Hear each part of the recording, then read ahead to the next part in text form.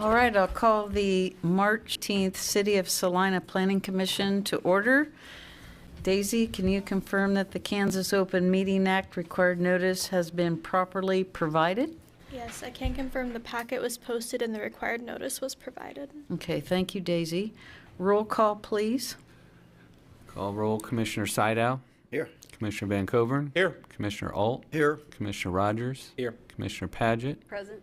Commissioner Mike Sell. Here. Chair Waters. Here. We have a quorum present to conduct today's business, and we have publicly posted the packet so we can proceed with today's business. All right, we'll move into new business, administrative items, application P 25-1/1A, filed by Kansas Wesleyan University. I think we don't want to skip over our minutes from sorry. the March 4th meeting. So Okay, are there any corrections to the March 4th meeting minutes? If not, I'll entertain a motion. Make a motion to approve the minutes. Second. Has been moved and second to approve the minutes of the March 4th meeting. All those in favor, say aye. Aye. Motion carries. Thank you. Now we'll move into the administrative items. So this is a carryover item from your March 4th meeting, and this is property that's located over at 1600 Rush Street and consists of the Church of the Cross facility plus two former parsonage houses that are located to the north of that, and the proposal is to reconfigure the lots so that they reside on individual lots, and Mr. Hers will present that report for you. Thank you. So the subject property for this proposed replat for the Johnson Edition number 2 is Block 2 of the existing Johnson Edition. It is the location of Church of the Cross, and as Mr. Andrews stated, they do have a church building, and then they have 2 residential dwellings, and they're looking to make 3 different separate lots. So on the screen, you'll see the location and the vicinity map of where we're located. The east-west street that I'm highlighting is Cloud, and then Broadway is the diagonal street that kind of goes next to it. The church itself and the property is bounded by Coronado Street on the west and south, and then Rush Street on the east. It's currently zoned R1. It's this R1 single-family zoning district. There are no proposed changes to the current zoning. The property itself has 3 structures, as I mentioned. The Johnson Edition was platted in 1957. The church building was constructed in 1960 with additions that took place in 1965 and 1990. When the church was built in 1960, there's also a parsonage built on Coronado, which is addressed as 1511 Coronado. And then later in 1998, there was a new parsonage that was built on Rush Street, addressed as 1512 Rush Street. And what the applicants are proposing to do is take one platted lot of record and turn it into 3 lots, one for the church, one for 1511 Coronado, and then one for 1512 Rush, so that those properties could be potentially split and owned by separate owners. So that's the current request. Here is the existing Johnson Edition. It's turned where the left side of the screen is north, so you have to kind of twist your mind a little bit. Block 2 is the holdings of the church property, and as you can see, it's one lot and one block, and what they're proposing to do is split that into 3 lots. So here's the preliminary plat that shows the existing improvements that are on the site, along with the existing and proposed easements. And the easements is probably the biggest change that you'll focus on as we go through this. There are a number of easements for the utilities. We'll look at the utilities and then we'll go through the easement specifically. So the utilities, there is a 12-inch water line that runs north-south on Rush Street directly east to the church. That's where the church gets their water. There's also a 6-inch line in Coronado that is on the west side and ends right around where the northwest corner of the property is. And this is how the parsonage that was originally built gets their water. There's also a sanitary sewer line that's an 8-inch line that comes down and has a clean out that is west of the 1512 Rush Street property, and then there is a line that connects over to the original parsonage. And so a new easement will be needed in order to have this existing line protected as it goes over to the old parsonage building. There's also a 2-inch water line that goes from east to west in the north part of both of those lot areas. There's also a private gas line, or I should say a gas line that serves the church, that runs on the west side of, or the east side of the church, and then comes up through an easement that's being proposed here, and we'll see that a little bit clearer here. So easements that are being proposed, the first one is a 20-foot wide utility easement in between lots 2 and 3, and so you have 10 feet on each of those lots, so you have a combined 20 feet there. On the north 10 feet of lot 2, you're going to have a public utility easement, and on the north 8 feet of lot 3, you will also have a public utility easement. The reason that it's only 8 feet on lot 3 is because that's all the distance you have for your setback. So the property on lot 3 meets setback requirements of 7.5 feet, but because there's only a little over 8 feet there, the easement is going to be 8 feet instead of the normal 10 that you would have. So if there's a 10-foot easement on the north part of lot 2 and only an 8-foot easement on the north part of lot 3 there. You also are going to have a 10-foot by 30-foot sanitary sewer easement, and it's this triangle or this rectangle right here, and this is to protect the line, and the sanitary sewer line that serves the residents on lot 3. So there's a sanitary sewer line that runs east-west over from this clean out here to the residents, and so this new proposed easement is to protect that sanitary sewer line. Then there's 2 more easements. The next one is the gas line easement that's going to be 10 feet wide and run from the public utility easement that's being dedicated between lots 2 and 3. It's going to run east-west, and then it's going to run along the east edge of the church property and serve the main church building. So there's a gas line easement, and then lastly you have an access easement that's 45 by 60 feet, and that's to protect the access for the Rush dwelling. So the Rush dwelling is the one that was built in 1998, and the driveway is connected directly to the parking lot, so it's accessed from the church parking lot. So you come in off of Rush, and you turn into the driveway, and then you turn into the driveway for the residential dwelling. So there's an easement there to protect that access. So those are the main changes. The church property isn't proposing any physical changes. It currently meets all of the bulk regulations and other requirements of the zoning ordinance, as well as adhering to the land use limitations or prescribed uses in the comprehensive plan. So there are no changes to the comp plan that are going to be required in this case. The main reason that the church is before you is to take their single lot and split it into 3 so that the 2 dwellings and the church can be separated and sold separately and owned separately.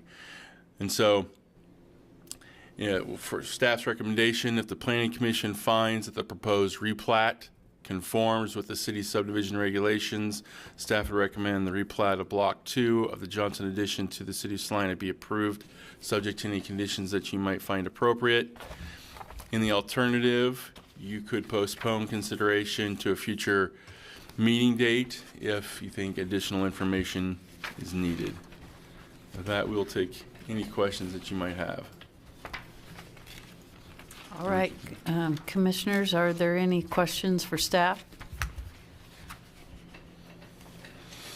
Okay, hearing none, is there any in the audience who care to speak or have a question? Everyone from the public would be in the room. We don't have anyone online. All right, thank you. All right, commissioners, I open it up for discussion or a motion. I'd make a motion to approve application P25-1/1A. It's been moved and second to approve application P25-1/1A. All those in favor say aye. Aye. Opposed? Motion carries. Thank you.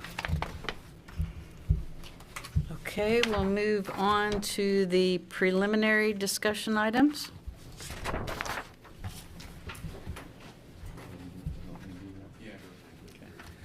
We're bringing this item to you just as a preliminary discussion item because in order for a text amendment to be initiated, it either initiated by a private property owner who's affected by a regulation, or it can be initiated by the Planning Commission if you identify a public need for changes. And we have identified potential zoning text amendment because we have developed some conflicts between a 1989 temporary use permit ordinance and an ordinance adopted in 2002, which created a process for issuing special event permits for special events. And so we've provided for you on page 1 a definition of what constitutes a special event, and that could be things like a fundraising run or walk. It could be a parade. It could be a carnival, a festival, any type of public celebration or a rally. We have a wide variety of those, and some of those are identified in the zoning ordinance as being regulated through a temporary use permit. And so what we're requesting that the Planning Commission do is to make a motion to authorize staff to initiate a text amendment so we can comprehensively review those conflicts with you, and then have you advise how you would want to make those two so they don't conflict or overlap with each other. And so one of the examples is that we have a temporary use that we have for sidewalk sales in the downtown, and sidewalk sales in the downtown where you close the street and all that is kind of a thing of the past. So we've got a number of things like that that are kind of outmoded. And so our request is that the Planning Commission make a motion to authorize us to go through and comprehensively review that section with the Planning Commission and identify things that you think might be in conflict or outdated, and to give us an updated code that reflects 2025 and not 1989. So All be right. happy to address any questions you have. We gave you a map of what's referred to as the Arts, Commerce, and Entertainment District, but that allows for just certain things to happen in that district, whether it's putting merchandise out on the sidewalk or having sidewalk dining or having temporary tables and chairs or sandwich board signs out on the right-of-way. Those things are allowed within what's identified there as the Arts and Entertainment District. And so with that, we're open to any questions that you have. All right, commissioners, are there any questions of staff? I guess I'd have a question or some clarity for the, we had a application, and I forgot the name of it or the number of the applicant, but it was for the ice cream place on the corner. Right here. The Was point. it? The Point, yes, and how I think they wanted something to that effect, and I don't think it was approved. Would that change that? No, what they were doing, everything there was on private property, but the example would be that if somebody, let's let's take Salina Downtown Inc. They have what they call First Fridays. And last year they were doing First Fridays at the City Light Stage. This year they plan to do them at Campbell Plaza. So if they're going to have those First Friday events, which might be bands or dances or things like that, they have to apply for a special event permit to get that approved. And so that is different from what the Point across the street was trying to do.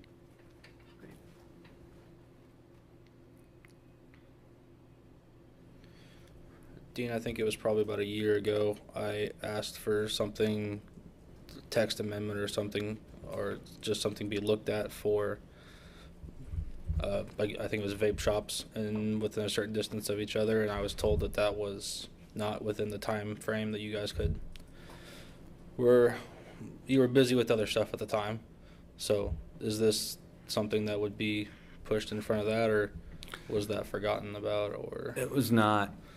It's not on the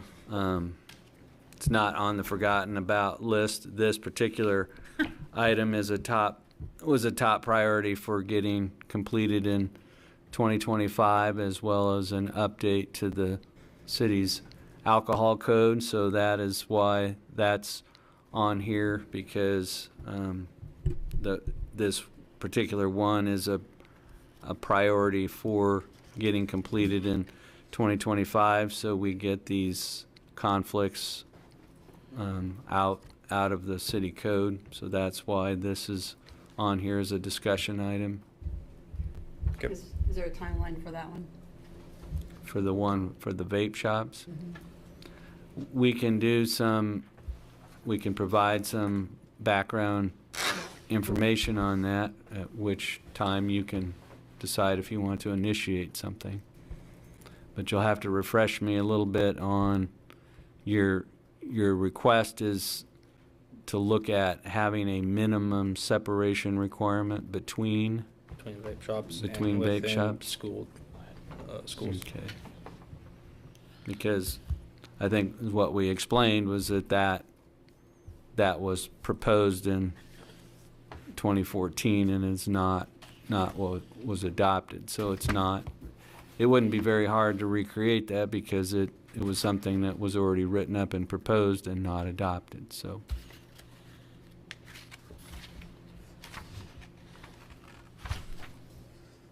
Okay, are there any other questions of staff? All right, so Dean, we're looking for our commission to approve the staff on reviewing this text amendment and eliminating existing conflicts and so forth. In order for us to initiate an application that has to be sponsored by the Planning Commission. Staff can't just initiate a change. The Planning Commission has to be the one to initiate I'd an make that amendment. motion, and I would second that. Okay, it's been moved in second to initiate the staff to look at the text amendment, section 42 through 59, to comprehensively review and amend the list of temporary uses to eliminate existing conditions and so forth, as noted on page 2. All those in favor say aye. Aye. Opposed? Motion carries. All right. Is there any unfinished or other business? Just That's this meeting.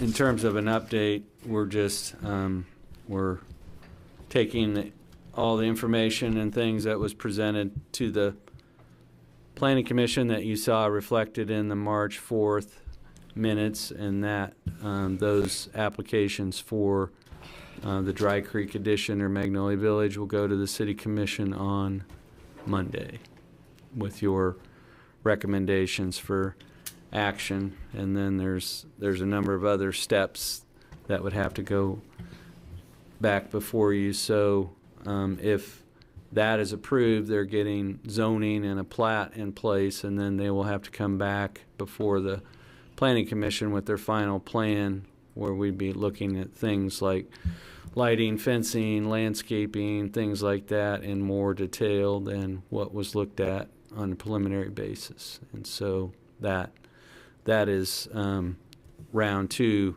for a planned development district. The other thing I would report is that there will be no meeting on April 1st because we have no items to bring before the Planning Commission on that date. So, It's not an April Fool's joke or anything. no, We still get paid, right? you will get paid the same amount as if you were here. All right, thank you. I entertain a motion to adjourn. So moved. Second? Been moved and seconded to adjourn. All those in favor say aye. Aye. Aye. Motion carries. Thank you.